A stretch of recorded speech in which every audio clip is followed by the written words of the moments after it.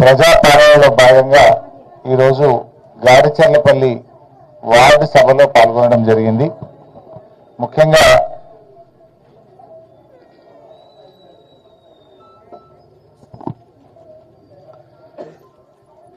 Ward సభల్లో చూస్తే పాపం ప్రజలు మేము ఎన్నిసార్లు దరఖాస్తులు పెట్టాలి, ఇప్పటికీ చాలా సార్లు దరఖాస్తులు పెట్టాము. దరఖాస్తులు పెట్టినప్పుడల్లా దరఖాస్తుకు 5 రూపాయలు, జిరాక్స్లకు 10 రూపాయలు, అదేవిధంగా సిద్దిపేటకు పోయి ఇవన్నీ తెచ్చుకోవడానికి జిరాక్సులు తెచ్చుకోవడానికి పెట్రోల్కి 20 రూపాయలు, మొత్తంగా దరఖాస్తు పెట్టినప్పుడల్లా 30-40 రూపాయలు ఖర్చు అవుతా ఉంది. మేము చాలాసార్లు పోయినసారి ప్రజాపాలనలో దరఖాస్తు ఇచ్చాం, గతంలో మీ సేవలో ఆన్లైన్లో అప్లై చేశాం, మళ్ళీ ఇప్పుడు దరఖాస్తులు ఇవ్వమని దరఖాస్తుల పేరు మీద కార్యవాపన చేస్తున్నారని చెప్పి ప్రజలు తీవ్రమైన ఆగ్రహాన్ని వ్యక్తం చేస్తా ఉన్నారు. గతంలో ప్రజాపాలనలో రేషన్ కార్డులకు దరఖాస్తు ఇస్తే ప్రభుత్వం వాటిని ఆన్లైన్ చేయకపోవడం వల్ల, ప్రభుత్వం ఆ దరఖాస్తులను కట్టన కట్టి మూలకు పడేయడం వల్ల ఇవాళ వాళ్ళ పేర్లు జాబితాలో కనబడడం లేదు. అధికారులు నిలదీస్తే మళ్ళీ దరఖాస్తు ఇవ్వండి, మళ్ళా చూస్తామని చెప్తున్నారు. ఇప్పుడు ప్రభుత్వం వచ్చి 13 నెలల తర్వాత కూడా దరఖాస్తుల పేరు మీద కార్యయాపన చేస్తూ ప్రజల్ని మోసపుచ్చుతా ఉన్నారు.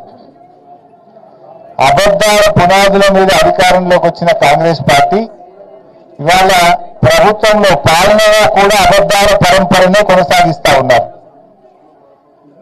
పాలనలో కూడా అబద్ధాల పరంపరనే కొనసాగిస్తున్నారు.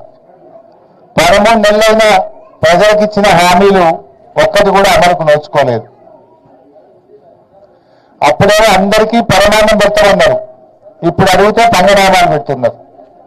ఎలక్షన్ల ముందు అందరికీ పరమాన్నం అన్నారు, ఇప్పుడేమో పంగనామాలు పెడుతున్నారు అడిగితే.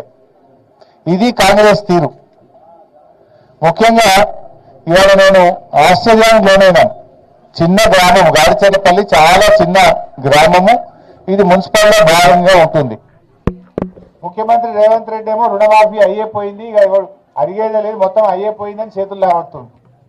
కానీ గాడిచెర్లపల్లి గ్రామంలో చూస్తే రుణమాఫీ కాలేదని ఇంతమంది దరఖాస్తులు ఇచ్చారు. నాకు ఇన్ని దరఖాస్తులు వచ్చినాయి. అందులో 1,00,000 లోపు ఉన్నాయి, 2 లక్షల లోపు ఉన్నాయి, 2 లక్షల మీద ఉన్నాయి. రేవంత్ రెడ్డి ఏమో రుణమాఫీ అయిపోయింది అని హైదరాబాద్లో కూర్చొని మాట్లాడుతున్నాడు. నేను డిమాండ్ చేస్తున్నా రేవంత్ రెడ్డిని, రుణమాఫీ అయిపోయిందని నువ్వు హైదరాబాద్లో కూర్చొని మాట్లాడు కాదు, దమ్ముంటే రా నా సిద్దిపేటకు రా, ఈ గాడిచెర్లపల్లి గ్రామానికి రా, ఎంతమందికి రుణమాఫీ కాలేదో నేను చూపిస్తా. లేదు నీ సొంత ఊరు కొండారెడ్డిపల్లికి పోదామంటే కూడా పోదాం, అక్కడ కూడా కచీరికాడ కూర్చొని మాట్లాడదాం. నీ సొంత ఊరికి పోదామా, మా గాడిచెర్లపల్లికి వస్తావా చెప్పు. ఇవాళ ఇక్కడ రైతులు చూస్తే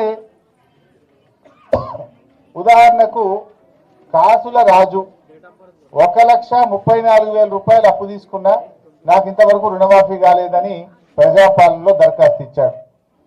అదేవిధంగా కుసుంబ నగేష్, నేను 1,00,000 రూపాయలు అప్పు తీసుకున్నా, నాకు కాలేదంటున్నాడు.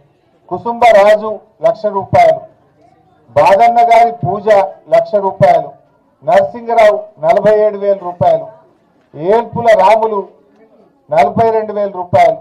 ఈ రకంగా వీళ్ళందరూ కూడా 1,00,000 లోపే ఉన్నారు.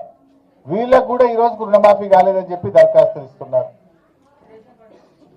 ఎం రాధా 1,30,000 తీసుకున్నా నాకు రుణమాఫీ కాలేదంటున్నారు. అదేవిధంగా కె యాదయ్య 1,34,000 తీసుకున్నా నాకు రుణమాఫీ కాలేదంటున్నారు. కె అశోక్ 60,000 తీసుకున్నా నాకు రుణమాఫీ కాలేదని దరఖాస్తు ఇచ్చారు. కె నగేష్ 89,000 నేను లోన్ తీసుకున్నా, నాకు రుణమాఫీ కాలేదని దరఖాస్తు ఇచ్చారు. ఇంకా ఆశ్చర్యం ఏంటంటే ఉడత బాలయ్య, ఈయనకు 1,60,000 అప్పు ఉన్నది. నీ అప్పు మాఫీ కావాలంటే మిత్తి కట్టన్నారట. నువ్వు మొత్తం రుణమాఫీ చేస్తా అన్నావు కానీ మిత్తి ఎందుకు కట్టిస్తున్నావు? మొత్తం వడ్డీతో సహా 2 లక్షల రుణమాఫీ చేస్తా అని ఆ రోజు ఎలక్షన్ల ముందు ఊరిచ్చినావు. ఎవరైనా రుణమాఫీ అయితే మళ్ళా తెచ్చుకోండి, నేను రాగానే మళ్ళా మాఫీ చేస్తా అని చెప్పి ఆ రోజు ఊరిచ్చినావు. మరి ఉడత బాలయ్యకు 1,60,000 అప్పు ఉంటే మీద మిత్తి 13,000 ఎందుకు కట్టమన్నావు? పాపం ఆయన నమ్మి 13,000 మిత్తి కట్టిండు, ఇయాలటికి ఆ 1,60,000 ఇంకా రుణమాఫీ కాలేదు. అదేవిధంగా ఇదే ఊర్లో మడిగే సుధాకర్ మరిజ సారీ